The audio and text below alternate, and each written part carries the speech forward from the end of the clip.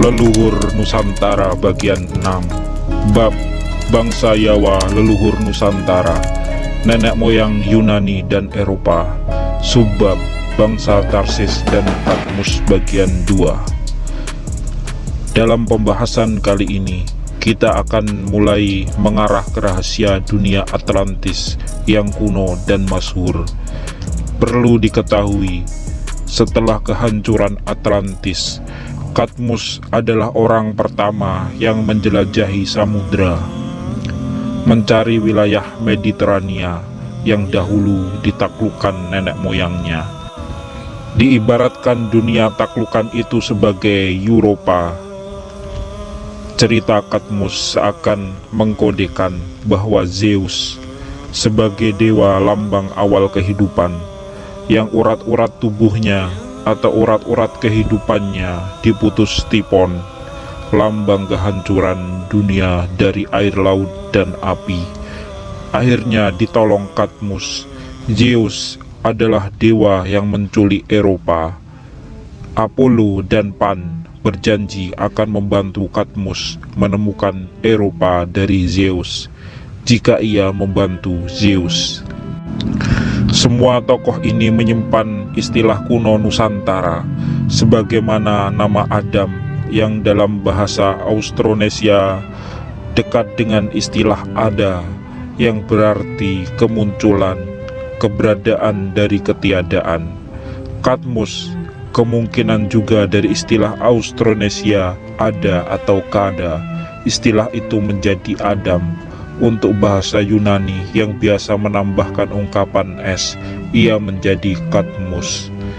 Zeus sepertinya mengambil istilah khusus dalam bahasa Austronesia, perlambangan tempat makanan disimpan di tubuh, tempat sumber kehidupan berasal. Sedang Apollo, dewa cahaya dan api, juga Pan, dewa pandangan alam, semua diambil dari istilah Nusantara, dan semuanya berhubungan dengan kehidupan.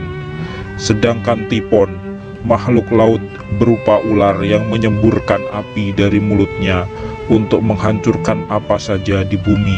Nama ini diambil dari istilah tiup, dalam bahasa kita menjadi Tipon, yang gemar meniupkan api dari mulutnya. Ia dikombinasikan dengan wujud ular yang dalam banyak legenda Nusantara selalu dikaitkan dengan banjir dan sungai.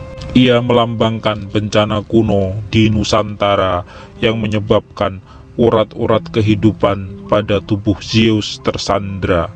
Harapan kehidupan yang dilambangkan Apollo dan Pan membuat Kadmus, sang perintis kehidupan, melanglang buana sampai Eropa, mengelabui Tipon dan mencuri urat kehidupan Zeus, lalu mengembalikannya sehingga Eropa, kehidupan yang tersandra itu, dikembalikan lagi di tempat baru. Eropa yang dimaksud dicari Kadmus kemungkinan maksudnya adalah semenanjung Arab dan tanah Kan'an, tanah Palestina dalam perjanjian lama yang dalam sejarahnya didiami oleh orang-orang Fenisia. Tetapi di Teluk Aden, Kadmus malah salah mendarat di Afrika, di tanah yang selanjutnya diberi nama dengan nama bangsa leluhurnya, yaitu Abyssinia atau Ethiopia, artinya negeri atau tanah bangsa Ba. Salah satu kotanya adalah Addis Ababa. Nama-nama ini selanjutnya lebih dikenali sebagai Habasyah dan Ethiopia. Dari sana ia mencapai Sungai Nil dan mendirikan peradaban di Thebe, Mesir. Dan pada akhirnya ia mencapai Mediterania melalui Mesir dan berlayar ke Yunani, mendirikan kota Thebes di Yunani bersama dengan orang-orangnya yang dijuluki pahlawan-pahlawan Toba, atau dalam bahasa Yunani kuno disebut sebagai orang-orang Theban. Ignatius Donnelly dalam Atlantis, The Antediluvian World, berpendapat bahwa abjad Venesia diketahui sebagai akar dari aksara Eropa berasal dari Atlantis. Herodotus dari Halikarnassus mencatat perjalanannya ketika menyusuri Mesir dan Sungai Nil seperti yang dilakukan Katmus sampai di Ethiopia dan Eritrea, lalu ke Teluk Aden dan ke India. Ia mencatat perjalanannya itu dalam Historia pada 440 sebelum Masehi. Ia berpendapat laut yang sering diarungi oleh Yunani melewati tiang-tiang Hercules yang disebut Atlantik dan Laut Eritrea yang terletak di Teluk Aden dan Samudra Hindia sampai ke Nusantara sebenarnya menurut Herodotus terletak di laut yang sama. Pendapat ini tidak sepenuhnya salah, karena dalam cerita Atlantis, benua Amerika disebutkan sebagai daratan luas di Laut Atlantik. Artinya, baik Laut Pasifik maupun Atlantik disebut sebagai laut yang sama, dan dari daratan besar itu disebutkan dalam cerita Atlantik, kita bisa menuju ke negeri Atlantis, yaitu sebuah negeri di sekitar lautan Pasifik sampai ke wilayah timur Nusantara yang akan kita jelaskan dalam video-video lainnya. Jadi, ketika pendeta-pendeta Mesir menerjemahkan tulisan hieroglif kepada Solon maupun Zulkarnain pada 500-an tahun sebelum Masehi dan memberitahukan mengenai Atlantis di seberang celah Hercules yang menyebabkan Zulkarnain melakukan perjalanan melalui Samudra Atlantik dan Pasifik sampai ke Nusantara untuk menemukan jejak-jejak leluhur manusia.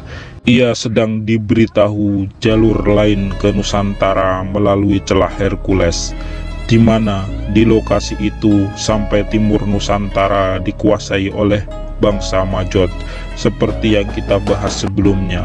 Sedang di jalur Eritrea sampai barat Nusantara, dunia dikuasai oleh bangsa Yawa yang mungkin sudah diketahui Zulkarnain. Seperti yang diberitahu Ignatius Donnelly, bangsa Tarsis atau Ponesia atau Venesia adalah yang mengenalkan abjad Eropa dan ia berasal dari Atlantis.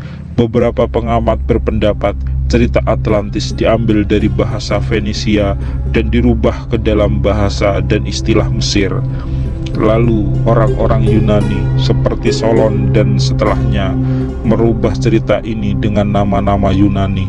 Bangsa Atlantis sangat berhubungan dengan Katmus yang kembali lagi ke negeri yang dulu ditaklukkan saudara-saudaranya di Eropa. Dalam Timaeus dan Critias dikatakan mengenai Atlantis. Catatan sejarah itu menceritakan kekuatan besar yang dengan congkaknya melakukan penyerangan ke seluruh Eropa dan Asia. Kekuatan ini datang dari tempat yang jauh di lautan Atlantik. Orang-orang Atlantis telah menaklukkan beberapa bagian Afrika yang ada di dalam pilar Hercules sampai ke Mesir dan Eropa sampai ke Italia dan berusaha menaklukkan seluruh negeri di pantai Mediterania. Bila memahami semua cerita Solon, maka kita akan mengerti mengapa orang-orang Nusantara, kabilah Tarsis, datang dan menaklukkan seluruh pesisir lautan Mediterania setelah masa Katmus sebagai bangsa Venesia, dan mengapa orang Atlantis yang muncul di barat Eropa dikatakan dalam ceritanya telah menaklukkan Asia yang seharusnya ada di timur Eropa. Itu menunjukkan penulis cerita Atlantis terawal mengetahui bahwa jika kita mengarungi lautan di barat Eropa, kita juga bisa mencapai Asia yang letaknya di timur Eropa.